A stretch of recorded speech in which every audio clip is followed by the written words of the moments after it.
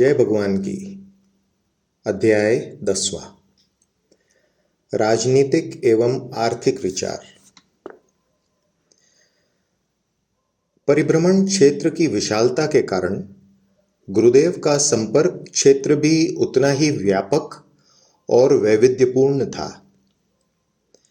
गांवों के भोले भाले लोगों तथा संत समाज से लेकर प्रशासन, व्यवसाय और राजनीति के क्षेत्रों में काम करने वाले विभिन्न स्तर के अनेक लोग उनके भक्त थे और इसलिए समाज के हर वर्ग के लोगों की चिंताओं और अपेक्षाओं की उन्हें गहरी समझ थी।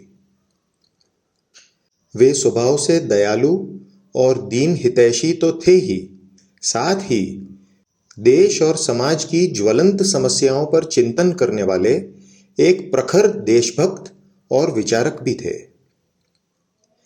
वे समसामयिक राजनीतिक, सामाजिक और आर्थिक गतिविधियों को राष्ट्रोत्थान और सामान्य लोगों के हित की कसौटी पर परखा करते थे। देश में व्याप्त गरीबी, बेरोजगारी, अशिक्षा और आवश्यक वस्तुओं की कमी तथा स्वार्थपरायणता के बोलबाले से वे व्यथित और क्षुब्ध रहा करते थे। वे उनके निकट के संपर्क में रहने वाले भक्तों के समक्ष देश की दशा और उसके लिए जिम्मेदार नीतियों और नीति निर्धारकों की सोच और आचरण पर क्षोभ व्यक्त किए बिना नहीं रह पाते।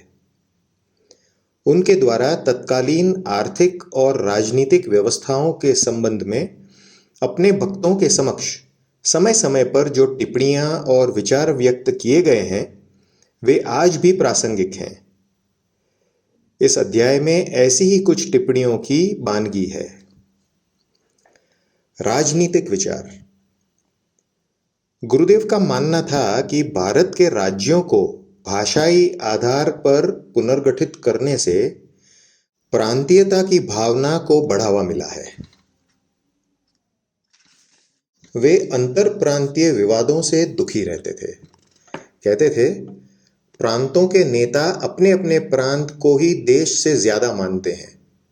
प्रांतवाद की संकुचित विचारधारा ने देशवाद को दूर दूर तक बहा दिया है।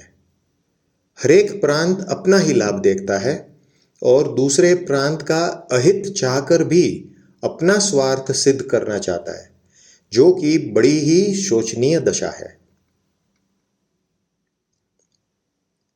राजनेताओं की पद प्राप्त करने की लिप्सा प्रशासन में बढ़ते भ्रष्टाचार, बेरोजगारी, आम लोगों की आर्थिक विपन्नता, खाद्यान्नों के मामले में आत्मनिर्भरता न होने, योजनाएं ग्रामोन्मुखी न होने तथा आवश्यक वस्तुओं की मुक्त आवाजाही पर अनेक प्रतिबंध होने से गुरुदेव क्षुब्ध रहते थे। इस संबंध में उनका क्षोभ कुछ इस तरह प्रकट हुआ है। भारत ने हमेशा ही सारे विश्व को दिया है, पर आज भारत की ये दशा देखकर बहुत रंज हो रहा है। पहले भारत से ही बाहर के देशों में अनाज भेजा जाता था, आज हमें बाहर से अनाज मंगाना पड़ता है। राजनीति खोखली हो गई है। उच्च पद पर पहुंच जाना और पद पर येन खेन प्रकारेण टिके रहना, यही राजनीति आजकल चल रही है। इसी में पदाधिकारी दिन रात व्यस्त और चिंतित रहते हैं। फिर जन समूह का भला करे कौन? समय और शक्ति तो अपने पद को टिकाए रखने और पद का फायदा उठाने में लगे रहते हैं। आजादी के बाद दिल्ली और उसके साथ साथ राज्यों की राजधानियों में पनपी नई शासन शैली की बलिहारी है कि संसद सदस्यों और विधायकों की दखलबाजी के बिना किसी दफ्तर में कोई कागज आगे सरकता नहीं। वाजिब से वाजिब काम के लिए भी सिफारिश चाहिए और इस सब के चलते कितनों के पास वक्त है कि वे संसद के लिए जरूरी तैयारी कर सकें। परिणाम है भूमिकाओं में परिवर्तन। निर्वाचित प्रतिनिधि करते हैं प्रशासन में हस्तक्षेप और नौकरशाह बन जाते हैं नीति निर्माता। इस घालमेल का परिणाम है भ्रष्टाचार, पक्षपात आदि। मैं मानता हूं कि भूखमरी, बेकारी इत्यादि समस्याओं में सबसे अधिक घातक समस्या नीति भ्रष्टता की है। इसको सुलझाए बिना देश के उत्थान की आशा अधूरी रहेगी। पश्चिम के राष्ट्रों ने नीति व्यवहार का प्रामाणिकता के साथ पालन किया है। वहां ठोस राष्ट्रवाद है। हमारे यहां राष्ट्रवाद है नहीं, नीति है नहीं, प्रामाणिकता है नहीं। विश्वास भंग हमारा धर्म बन गया है। कर्तव्य भ्रष्टता हमारी जीवन शैली बन गई है। जब आचार विचार, नीति, चारित्र शुद्धि आदि शिक्षा की बुनियाद में ही न हो तो ऐसी शिक्षा प्रणाली समाज कल्याण कैसे कर पाएगी? यदि अनुशासन, आज्ञा पालन आदि का कोई मूल्य सिखाया ही न जावे तो समाज में ज्यादा वर्ग विग्रह, हिंसा, स्वार्थ पूर्ति ही फैलेगी। सही विद्या पार उतारने वाली होती है, नैतिक मूल्यों की समझदारी देती है। सा विद्या या विमुक्तये। गुरुदेव का मत था कि साम्यवाद, कम्युनिज्म सफल नहीं हो सकता, क्योंकि ये ऐसी मान्यताओं पर आधारित दर्शन है जो प्रकृति के नियमों के अनुरूप नहीं है। इस संबंध में उन्होंने अपना अभिमत कुछ इस प्रकार व्यक्त किया है। संपत्तिवान श्रीमंतों के प्रति द्वेष व रोष का प्रचार आजकल बहुत जोर शोर से हो रहा है। संपत्ति का एक सा बंटवारा करने के पश्चात भी सबके पास एक सी संपत्ति टिकेगी नहीं। क्रिया शक्ति, बुद्धि शक्ति सबकी अपनी अलग अलग होती है। उसका तो बंटवारा नहीं कर पाओगे। आर्थिक असमानता अनादिकाल से हर युग में किसी न किसी रूप में रही है और हमेशा रहेगी। कारण कि धन और राशि प्राप्ति के पीछे बुद्धि तत्व, पुरुषार्थ और कुछ अंश में प्रारब्ध, इन तीनों का होना अनिवार्य है। आर्थिक असमानता कानून से दूर नहीं की जा सकती है। हाँ, इतना हो सकता है कि कानून के दंड के कारण धनी लोग गरीबों का शोषण नहीं कर सकेंगे। ये अवश्य है कि जब आर्थिक असमानता हद से बाहर बढ़ जाती है तब प्रकृति अपना प्रकोप व्यक्त करती है, क्योंकि बेहद असमानता होना मानवता का हास है। मानवता से ही समाज में स्वस्थ वातावरण रहता है। जब तक बौद्धिक स्तरों की भिन्नता है तब तक पूंजीवाद तो रहेगा ही। सोचने व करने का तो यही है कि देश भर के विभिन्न स्तर के जनसमूह के लिए सुख सुविधापूर्ण जीवन यापन करना सरल हो जाए। भारत कभी भी साम्यवादी नहीं बनेगा। मैं उन किताबी सपनों पर विश्वास नहीं करता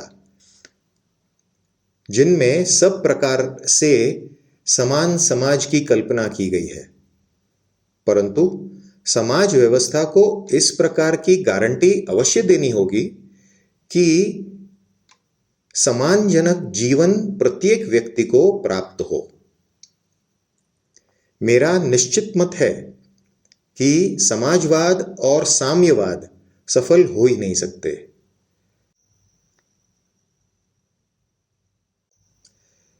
सेवक सेव्य भाव होवे, वहां पूंजीवाद आता ही है। वस्तुतः वाद का शोरगुल बेकार है। मुख्य कर्तव्य है प्रत्येक व्यक्ति के लिए पर्याप्त अन्न, वस्त्र, पढ़ाई वह बीमारी के वक्त साधन सुविधा तथा निवास का पर्याप्त प्रबंध करना। गुरुदेव ने जामनगर प्रवास के समय अप्रैल 1954 में भविष्यवाणी की थी कि कुछ काल के पश्चात चीन और रूस का परस्पर विद्रोह खुला हो जाएगा। एक सिद्धांत को मानने वाले होने पर भी साम्यवादी राष्ट्रों में परस्पर वैमनस्य और विद्रोह हो जाएगा। रशिया को महासत्ता बनकर रहना है तो चीन भी यही चाहता है। चीन अपनी ताकत बढ़ा रहा है और वो एक दिन भारत पर आक्रमण जरूर करेगा। तभी गुरुदेव ने यह भी कहा था कि 50-60 साल के पश्चात भारत का उत्तम काल आएगा और वो एक नूतन युग जैसा होगा। आर्थिक विचार। गुरुदेव गांवों के समग्र और एकीकृत विकास के पक्षधर थे। उनका मानना था कि मात्र शहरों में बड़े बड़े कारखाने लगाने से देश से गरीबी नहीं हटाई जा सकती। उसके लिए कृषि, गोपालन, सिंचाई व्यवस्था, बरसाती पानी का संग्रह किया जाना होगा। गांवों के लोगों को गांवों में ही काम देना होगा।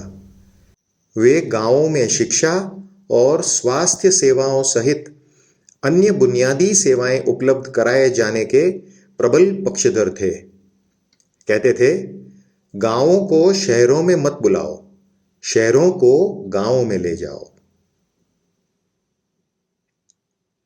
आर्थिक विकास, रोजगार और पर्यावरण विषयों से संबंधित उनके विचारों के कुछ अंश इस प्रकार हैं। भारत की 80% जनसंख्या देहातों में बसी है, कृषि कार्यों में संलग्न है, परंतु हम शहरों में बसी हुई 15-20% जनसंख्या में ही चहल पहल मचा रहे हैं। देश की उन्नति के विराट कार्य में इस देहाती 80% जनता का सहयोग प्राप्त करना चाहिए। देहातों में जागृति लानी चाहिए। इसके लिए देहातों में जाना चाहिए। देहातों को शहरों में मत बुलाओ, शहरों को देहातों में ले जाओ। योजनाएं ऐसी होनी चाहिए जिनसे अधिकतम लोगों को लाभ प्राप्त हो। साफ बात है कि योजनाएं ग्राम लक्ष्यी होनी चाहिए, कारण कि भारत देहातों का देश है। वहां पानी की, आरोग्य की और मार्गों की सुविधा हो, ये परम लक्ष्य होना चाहिए। फिर शिक्षण और नए नए उपक्रमों का प्रसार। खाद्यान्नों का देश भर में मुक्त व्यापार होना चाहिए। व्यापारियों और दलालों के लिए आवश्यक वस्तुओं के व्यापार में लाभ का अंश निश्चित कर दिया जाना चाहिए। गरीब और बेरोजगार युवकों को कम से कम ब्याज पर ऋण देकर उनकी शक्ति का लाभ उठाया जाना चाहिए। शासन का अंतिम ध्येय होना चाहिए कि वो गरीब व छोटे से छोटे व्यक्ति के लिए भय रहित जीवन संभव बना दे। भारत के आर्थिक विकास में एक विचित्र घटना घटी है। आर्थिक विकास असली गरीबों को बिना छुए आगे निकल गया है। उत्पादन बढ़ा, योजनाओं से देश में संपन्नता भी आई, परंतु उनका वितरण गलत तरीके से हुआ। सामाजिक न्याय नहीं हो सका। गरीबी और अमीरी की खाई बढ़ती गई। मेरा ये विश्वास है कि ये अति गरीबी और विषमता आज की सबसे बड़ी चुनौती है। अब ये एक विस्फोटक स्थिति ग्रहण कर चुकी है। यदि इस स्थिति को यूं ही चलने दिया गया तो हमारी आजादी और लोकतंत्र खतरे में पड़ सकते हैं। राष्ट्र के निम्नलिखित दोष हैं जिन्हें निकालने का प्रयत्न किया जाना चाहिए। दरिद्रता, निरक्षरता, बाह्य व आंतरिक अशुचिता, मलिनता, जरूरी चीजों का सतत अभाव, मिलावट व अनीति द्वारा कमाने की वृत्ति, विदेश व विदेशियों के प्रति मुग्ध भाव, अहोभाव, विदेशी चीजों के प्रति उत्कट लालसा, देशवासियों के प्रति अमानवीय उदासीनता तथा उचित प्रतिकार करने की शारीरिक, मानसिक तथा बौद्धिक अक्षमता। गुरुदेव पर्यावरण संरक्षण, पानी के संग्रह, कृषि उत्पादन बढ़ाने के लिए सिंचाई सुविधाओं के विस्तार एवं गोबर खाद के उपयोग के प्रबल समर्थक थे। वे गांवों में रोजगार के अवसरों को बढ़ाने तथा भोजन में पौष्टिक पदार्थों यथा दूध, दही, घी की उपलब्धता के लिए गोपालन और गो संरक्षण को बहुत महत्व देते थे।